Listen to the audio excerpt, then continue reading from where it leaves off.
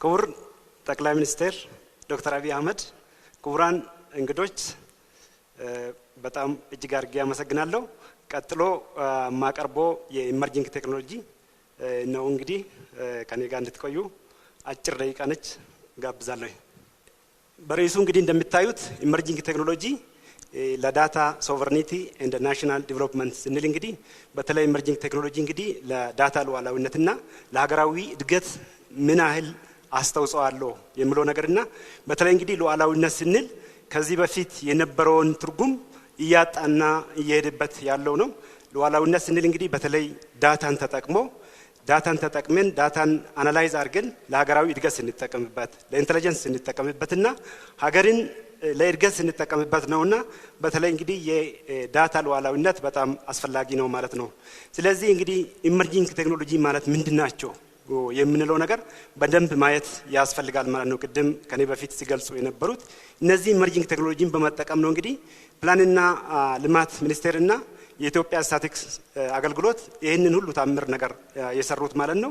እነዚህ ኢመርጂንግ ቴክኖሎጂ የሚባሉት እንግዲህ በጣም እንግዲህ እድገታቸው በጣም ፈጣኝ ናቸው። በጣም በከፍተኛ እድገት ነው የሚሰሩት።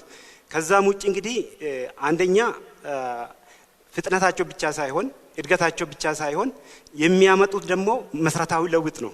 ተቋማት ላይ፣ ሀገር ላይ፣ ኢንዱስትሪ ላይ፣ ማኑፋክቸሪንግ ላይ መሰረታዊ ለውጥን ያመጣሉ።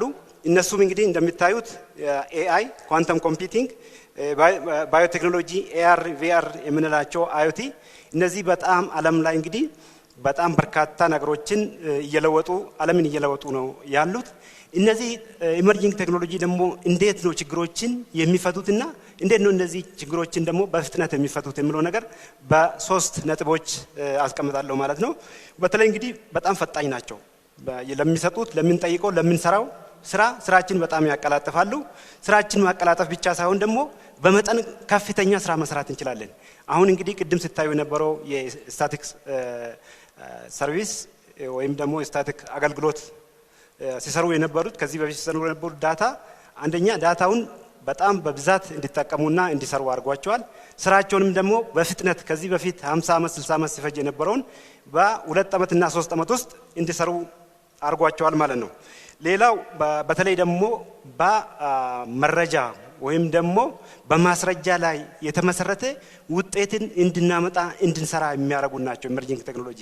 ስለዚህ የምንሰራቸው ነገሮች ቅድም ሲገልጹ የነበረው አንድ ሰው ወይም ደግሞ በምናሰማራበት ጊዜ አንድ ቲም ስናሰማራ የት ሆኖ ምን እንደሰሩ ምን እንደላኩ ዳታ እዛው ቫሊዴት ሆኖ ይመጣል ማለት ነው። የውሸት ዳታ ተሰብስቦ አይመጣም። እዛው ባለሙያ ሳይመጣ በምን በትክክለኛው ዳታ እየሞላ የት እንደሆነ የሚያሳይ የኢመርጂንግ ቴክኖሎጂ እንግዲህ ያመጣ ውጤት ነው ማለት ነው። ስለዚህ ይሄም በመረጃ ላይ የተደገፈ ስራን እንድንሰራ ያደርጋል ነው። ሶስተኛውና ትልቁ ደግሞ ኢመርጂንግ ቴክኖሎጂ ያመጣው ውጤት ምንድነው?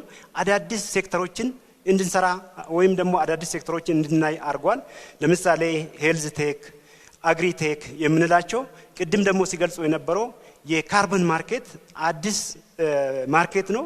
በብዛት እንግዲህ የሚሊየንስ ኦር ትሪሊየን ዶላርስ ማርኬት ተብሎ የሚገመተው ኢትዮጵያ ሀገራችን እንግዲህ በደንብ እዛ ማርኬት ላይ ለመግባትና ያየችበት ወይ እነዚህ የኢመርጂንግ ቴክኖሎጂ ውጤት ስለሆኑ ስለዚህ ሙሉ በሙሉ ኢትዮጵያ እንድትገባ ደግሞ የሚያስደርግ አሁን መሰረተ ልማቱም ስራውም ባለሙያውም እየሰሩበት ያለው ነገር እነዚህ እንግዲህ ሶስቱን የኢመርጂንግ ቴክኖሎጂ የሚፈቱት ችግር የሚፈቱት ቁልፍ ጉዳይ ነው ማለት ነው። እንግዲህ እንደምታዩት ዳታ ነዳጅ ነው ይላል። አርቲፊሻል ኢንተለጀንስ ደግሞ ሞተር ነው። ቅድም እንዳያችሁት ነው እንግዲህ እነዚህ ተቋማት አርቲፊሻል ኢንተለጀንስ እንዴት ሞተር ነው እየለወጣቸው ያለው ዳታን በትክክል ደግሞ ዳታ ነዳጅ መሆኑን የተረዳው ተቋማት እንዴት አይአይን ሲጠቀሙ ደግሞ ኢንጂን ሆነው እያገለገሉ ያሉት። ሌላውና ትልቁ ነገር እንግዲህ የክላውድ ዳታ ሴንተር ነው። ይሄ ክላውድ ዳታ ሴንተር እንግዲህ ብዙ ነገሮችን ይፈታልናል። በተለይ ደግሞ እንደ አክሰለሬተር አንደኛ እነዚህ የሰበሰብናቸውን ዳታ ሴንተር ዳታዎችን በአንድ ቦታ እንድንሰበስብ ያደርጋል። ከዛ በተጨማሪ እንግዲህ ቅድም ፍጥነትና በብዛት በመጠን ያልነው ይሄ የዚህ ዳታ ሴንተር ላይ ይወሰናል ማለት ነው። የምንፈልገውን አውትፑት እንድንሰጠን የኮምፒውቲንግ አቅማችን የሚለይልን ሀገራዊ የሆነ የናሽናል ዳታ ሴንተር አስፈላጊ መሆኑን በዚህ ማየት ይቻላል ማለት ነው። እንግዲህ እነዚህን አጠቃላይ ዳታ ካየም በኋላ ዳታ ምን እየሰራ ነው ብለን ስናይ እንግዲህ ዳታ ከዚህ በፊት ለፖሊሲ ለውሳኔ ሰጪዎች ያግዛል ነበር ሲባል ነበረው። አሁን ግን ዳታ ለጂዲፒ የሚቆጠር የሚለካ አስተዋጽኦ እያደረገ ነው። ይሄም ደግሞ በፋክት ጥናቶች እየወጡ ነው።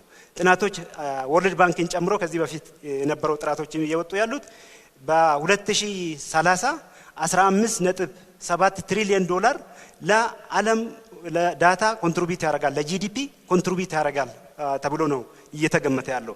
ስለዚህ ለዚህ ነው ማለት ነው እኛ ሀገርም ዳታ ላይ ፎከስ አድርገን በዚህ መሰረት እኛም ለጂዲፒያችን እንዴት ነው ዳታ አስተዋጽኦ ሊያደርግልን የሚችለው የሚለው ነገር ዝግጅትና ስራ የሚያስፈልገው ማለት ነው። በተለይ ደግሞ ለግሎባል ኢኮኖሚ እንዴት ነው ኮንትሪቢዩት እያደረገ ያለው ብሎ የተቀመጠው ደግሞ 15% በየአመቱ ለዲጂታል ኢኮኖሚ 15%ን እየጨመረ ነው እየሄደ ያለው። ስለዚህ ዳይሬክሽናችን ፎከሳችን ትክክል ነው የሚለው ነገር በዚህ ማየት ይቻላል። ወደ አፍሪካ ስንመጣ እንግዲህ አፍሪካ የተገመተው በዚህ በተለይ 1.5 ትሪሊዮን የአፍሪካን ዲጂታል ኢኮኖሚ ወይም ደግሞ የፔመንት ኢሹ ይሄንን ኃይል ኮንትሪቢዩት ያደርጋል ነው። እንግዲህ አፍሪካ ትልቅ ሆነን ምን ኃይል ኮንትሪቢዩሽናችን ትንሽ እንደሆነ ማየት ይቻላል ማለት ነው። የሁሉ ህዝብ ይዘን የሁሉ ዳታ ይዘን 1.5 ትሪሊዮን ነው ለፔመንት ኮንትሪቢዩት እናደርጋለን ተብሎ የተገመተው። ስለዚህ አፍሪካ ዳታ ላይ መስራት እንዳለባትና በደንብ አፍሪካኖች አዌር መደረግ አለባቸው ነው። ሌላው እንግዲህ አርቲፊሻል ኢንተለጀንስን እና ዳታን ተጠቅሞ ሴክተራቸው ላይ ኤአይን የሚጠቀሙ ተቋማት ከ20 እስከ 30 ፕሮዳክቲቪቲያቸውን ይጨምራሉ ነው።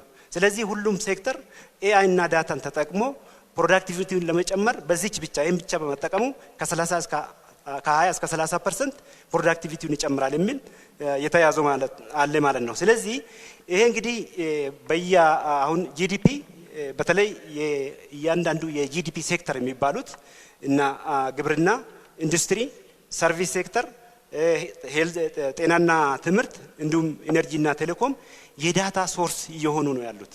ከፍተኛ የዳታ ሶርስ ናቸው እነዚህ ሴክተሮች። ስለዚህ ይሄ የጂዲፒ ሴክተር ለዳታ ሶርስ የሆኑት እኛ ሀገርም በጣም ከፍተኛ ዳታ አላቸው። ነገር ግን የትኛው ሴክተር ነው እንግዲህ ይሄን ዳታ በትክክል እንደ ነዳጅ ኤአይ ደግሞ እንደ ኢንጂን ሆኖ እየሰራን ያለ ነው የሚለው ነገር እያንዳንዱ ሴክተር ራሱ ማየት ያስፈልጋል ማለት ነው። ምክንያቱም ትልቅ የዳታ ሶርስ ሆነን ይሄንን ማሳለጥና ፕሮዳክቲቪቲን የምንጨምርበት ኤፊሺየንሲያችን የምንጨምርበት ምን ኃይሉ ነው የሚለው ነገር በደንብ ማየት ያስፈልገናል ማለት ነው። እንግዲህ ከዚህ በመቀጠል ማቀርበው በተለይ አሁን የዳታ ሶርስ ቅድም የገለጽናቸው እንዳለ ሆኖ የፕላንና የልማት ሚኒስቴር እንዲሁም የኢትዮጵያ ስታቲክ አገልግሎት አሁን እየሰሩት ያሉት ዳታን እንደ ፊውል ተረድተዋል። ቅድም ከገለጻውም ከኤግዚቢሽኑ የምታዩት ኤአይን እንደ ኢንጂን መሆኑን ስለተረዱ እነዚህ በጣም በርካታ ለሀገራችን የሚያጓጓ ስራዎችን እየሰሩ ነው ማለት ነው። በተለይ የሲቪል ሬጅስትሬሽኑም እንዳለ የምታውቁት ነው። ሌላው እንግዲህ በተለይ ከዲቨሎፕመንት የፕላኒንግ እና ሞኒተሪንግ ኢቫሉዌሽን ሲስተሙ ጋር የተሰራው በጣም በርካታ ዳታ ነው። ቅድም ሲገለጽ እንደነበረው በጣም በርካታ ተቋማት የሚመጣ ዳታ ይህን ዳታ ቅድም ክቡር ጠቅላይ ሚኒስትር በቪዲዮ በ2018 ሲናገሩ የነበረው ዳታ የዛሬ ብቻ ሳይሆን ለኔክስት ጄኔሬሽን ዛሬ ለጂዲፒያችን ኢኮኖሚ እንዲያሳድግ እንዳለ ሆኖ ለነገ ጄኔሬሽን ሀገራት በጣም ትልቁ መወዳደራ የሚባለው ዳታን አስቀምጠው ዳታን ተንትነው ለትውልድ ሲያስቀምጡ ነው ተብሎ የተቀመጠው ትክክለኛና በደንብ ሊሰራበት የሚገባ እነዚህ ተቋማት ትልቅ ስራ እየሰሩበት ያለው በተለይ ኢኖቬተር ትራኪንግ ብሎ ቅድም ሲገልጹ የነበረው ከየት መቼ እንዴት የሚለው ነገሮችን ኤአይ መልሰዋል ማለት ነው። አንድ መረጃ የሚሰበስብ ሰው አሰማርተን የተለያየ ነገሮችን በሚሞላበት ጊዜ ኤአይ ራሱ አሲስት አድርገዋል። ለምሳሌ ቅድም ሲገለጽ ነበር አንድ ሰው የሁለት ዓመት ልጅ ማስተርስ ዲግሪ አለው ብሎ ቢሞላ አይ እናንተ እኮ ተሳስተሃል ብሎ ኤአይ ይመልሰዋል ማለት ነው። ስለዚህ ኤአይ ያለቀለትን ኢንፎርሜሽን ወይም መረጃ ይዘን ነው የምንመጣ ማለት ነው። የተሳሳተው መረጃ ይዘን መተን መረጃው ለቫሊዴሽን እንደገና ፌል አያረግብንም። አሁን ሲሰሩ የነበሩትንም የሰበሰቡ የነበሩትንም በኤአይ በደንብ ሲሰሩ ነው የነበረው። ሌላው እንግዲህ የመረጃ ምንጭ አሁን በተለይ የአንድ ማዕከል አገልግሎት መሶብ በክቡር ጠቅላይ ሚኒስትር አብይ አህመድ አማካኝነት እንግዲህ ኢኒሺዬቲቭ የተሰራ ስራ ነው። ይሄ ተቋም በጣም በርካታ ኢትዮጵያኖችን የአገልግሎት ዘርፉን ሙሉ በሙሉ ችግር እየፈታ ነው ለማለት የሚያስችል ደረጃ ደርሰናል። ነገር ግን ለትውልድ የሚቀመጥ ዳታ በጣም ደግሞ በየቀኑ የሚሰበሰብ የአገልግሎት ዘርፉን የሚያዘምን በጣም ትልቅ የዳታ ሶርስ ነው ማለት ነው። ከዛም እንግዲህ ሌላው የናሽናል ካርበን ሬጅስትሪ ቅድም ያልነው ትልቁ ማርኬት በጣም ትልቅ ሚሊዮን ዶላር የሚሰራበት አሁን እነዚህ ተቋማት ያዩበትና እየሰሩበት ያለው በጣም አዲሱ ማርኬት ብሎ ለኢመርጂንግ ቴክኖሎጂ የተቀመጠ እየሰሩበት ያለው ነው። አጠቃላይ እንግዲህ እነዚህ ተቋማት በትክክል ስራቸውን በተለይ ኢመርጂንግ ቴክኖሎጂን በመጠቀም ለሀገራችን ተስፋ የሚሰጥ ስራ ስለሰሩ እኔ በጣም በበኩሌ እንደ አርቲፊሻል ኢንተለጀንስ እጅግ አድርጌ ለማመስገን ፈልጋለሁኝ። ሌላው እንግዲህ እነዚህ ዳታዎች ከተሰሩ በኋላ የት ነው የሚቀመጡት ነው። እነዚህ የሚያጓጓ ስራ የት ነው የምናስቀምጠው ስንል እንግዲህ እንደ ሀገር ናሽናል ሶቨርን ክላውድ ዳታ ሴንተር በተለይ ሉዓላዊነቱ የተጠበቀ ዳታ ሴንተር ያስፈልገናል ነው። ይሄም እንግዲህ እንዴት ነው ዳታ ሴንተሩ ደግሞ ተቋማትና ሚኒስቴር መስሪያ ቤቶቹ ሊያገኙት የሚችለው የሚለው ነገር እንዳለ ኢንጀስት እናደርጋለን። ኢንጀስት እናደርግ ማለት እያንዳንዱ ቻናል ይፈጠርለታል፣ እዛ ላይ ይቀመጣል፣ እዛው ከዛ ፕሮሰስ ይደረጋል ማለት ነው። ይሄን ደግሞ ተናባቢነት ሃርሞናይዝ ማድረግ አለብን። የአንዱ ተቋም ከሌላው ተቋም ዳታ መለዋወጥና መስራት ስላለበት ይሄ የሃርሞናይዜሽን ስራ በጣም እየተሰራ ነው ማለት ነው። ሌላው እንግዲህ ይሄ ዳታ መተዳደር መቻል አለበት። የዳታ ገቨርናንስ ሬጉሌሽን እየተሰራ ነው። እሳቸውም ይሄንንም በክቡር ጠቅላይ ሚኒስትር ኢኒሺዬቲቭ በጣም የተከታተለና ድጋፍ እየተሰራ ያለው ነው። እንግዲህ የዳታ ፖሊሲ አለን ማለት ዳታችንን በትክክል እናስቀምጣለን፣ አስቀምጠን ለትውልድም እናስተላልፋለን ማለት ነው። ይሄን ዳታ እንግዲህ ማስቀመጥ ብቻ ደግሞ ሳይሆን ዳታ ከዳታ መጠቀም መቻል አለብን። ዳታ እንዴት ነው የምንጠቀመው የሚለው ነገር በፖሊሲው አግዘን የዚህ የናሽናል ሶቨርን ክላውድ ዳታ እንደ ሀገር እንደሚያስፈልግም በዚህ መረዳት ይቻላል ማለት ነው።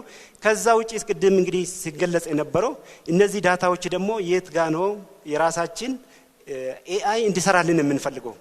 ቅድም ፕላን ሚኒስቴርም ሲያነሱ የነበሩት የምንሰራቸው ዳታዎች የት ላይ ነው የምንሰራ? የራሳችን ላርጅ ላንጉጅ ሞዴል ያስፈልገናል። ምክንያቱም የምናስተምረው ቅድም ፕላኒንግ ሲሰሩ የነበረው እነዛ ሁሉ ዳታ የሀገራዊ ዳታ ነው። ያንን የት አድርገን ነው የሀገራዊ ላርጅ ላንጉጅ ሞዴል ከሌለን በስተቀር ለሌላ ነው ያንን ዳታ አሳልፈን የምንሰጠው ማለት ነው። ስለዚህ ይህም በክቡር ጠቅላይ ሚኒስትር ኢኒሺዬቲቭ መላ የሚባል የላርጅ ላንጉጅ ሞዴል ሀገራዊ በሀገር ልጆች በአርቲፊሻል ኢንተለጀንስ ተቋም እና በተለይ ዳታውን ከሚሰበስቡ ተቋማት ጋር በመሆን ሙሉ በሙሉ ስራ ላይ ውለዋል ማለት ነው። ይሄም እንግዲህ በተለይ ይሄ ምንድነው እየሰራ ያለው ምለው ነገር የሰለጠነውም በራሳችን ሀገር በራሳችን ቋንቋ ነው የሰለጠነው። ከዛም እንግዲህ ሆስትም የተደረገው በራሳችን ሀገር ነው ማለት ነው። ከዛም እንግዲህ በተለይ ደግሞ ከኛ ባህልና ኢቲክስ ጋር አላይንድ የሆነ ነው፣ በኢትዮጵያ ሕግ የሚተዳደር ነው ማለት ነው። ስለዚህ ሌሎቹ ላርጅ ላንጉጅ ሞዴል በኢትዮጵያ ሕግ ሊተዳደሩ አይችልም። ዳታችንን እዛ ማስቀመጡ ራሱ ሪስክ ያለው ሉዓላዊ ሀገር የሚባለው እንግዲህ ሉዓላዊ ዳታ ሲኖረው ነው። ይሄን ስንል እንግዲህ ከዓለም ተለይተን እኛ ለሌላው አንሰጥም ከሌላው አንቀበልም ማለት አይደለም። የምንሰጠውን አውቀን የምንቀበለውን አውቀን በትክክለኛው ከሲንግል ሶርስ ትክክለኛው መረጃ ከዓለም ጋር እንገበያይ ነው ይሄ የሚባለው ማለት ነው። ማለት አጠቃላይ ሙሉ በሙሉ የራሳችን ሲባል ከሌላው ጋር እንደማንሰራ አይነት ስላልሆነ መታወቅ ያስፈልጋል። እንግዲህ በተለይ በዲጂታል 2030 በኢትዮጵያ ቀርጻ በትክክል እንግዲህ በኦፊሻሊ ላውንች የተደረገ ነው። እዛ ውስጥ ሁሉ ነገር ተመልሷል። ክቡር ጠቅላይ ሚኒስትርም ብዙ ጽፏል፣ ዲጂታል ላይ ብዙም ተናግሯል፣ ብዙ ተቋምም ሰርተዋል። ይሄንን እንግዲህ በመጠቀም ሁሉም ዘርፍ ኢመርጂንግ ቴክኖሎጂን በመጠቀም ኤአይን እንደ ኢንጂን በማየት ዳታ እንደ ነዳጅ የሚለውን ነገር በመጠቀም ሌሎች ሴክተሮች የት ነው ያለ ነው የሚለው ነገር ራሳችሁን ብትፈትሹና ብታዩ ጥሩ ነው። የዲጂታል በተለይ እንግዲህ የፕላኒንግ እና ልማት ሚኒስቴር የሰራው ስራ እና የኢትዮጵያ ስታቲክ ሰርቪስ የሰራው ኤአይን በመጠቀም የሰራው ስራ እጅግ አድርጌ ለማመስገን ፈልጋለሁ። አመሰግናለሁ።